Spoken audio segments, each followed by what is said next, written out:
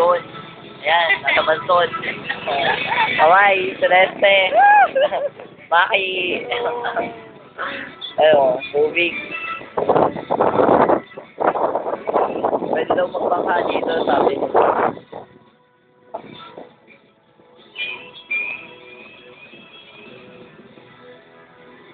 Tapos may mga upuan doon.